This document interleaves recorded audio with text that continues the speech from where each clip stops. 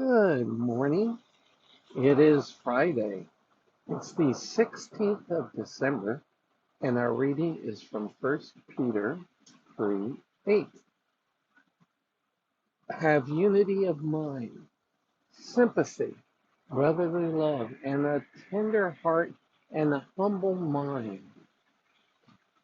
Too often over the last few years, we've seen dissension within the church over what are not even secondary issues, where people have been, because society has been polarized and at odds with each other in ways that are just wrong.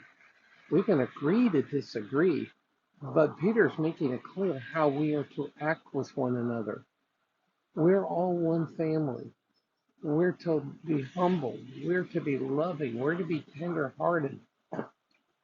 When somebody holds a position that we don't agree with, if it's not theological, if it's not salvation-oriented, maybe we can feel sorry for them because we think we know what's best, and maybe we do.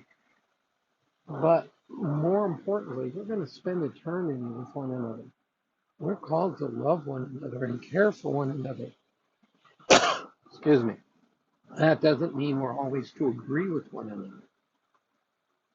But it means we, as believers, if anybody should be able to say we agree to disagree, it should be us. This is the testimony we have for a world that's polarized and at war with one another, is that we're not. And we can have significant disagreements.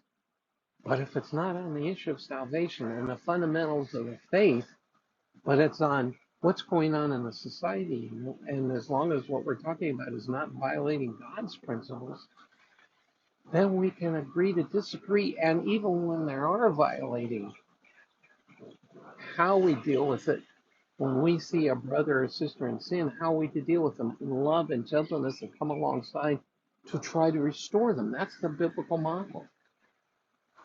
Well, if they don't, then we're to excommunicate them and treat them like unbelievers. Yeah, and how are we to treat unbelievers? Humbly, lovingly, share the gospel with them. That is, share truth with them. The only people Christ went after were the religious leaders who claimed to speak for God. Other than that, he reached out to every kind of person with a desire to see them saved. And that should be our desire, to see them saved if they're not believers, to see them restored if they are believers. So this is the season to remember that. So again, let me read it. Having unity of mind, that's an agreement over the fundamentals of the faith.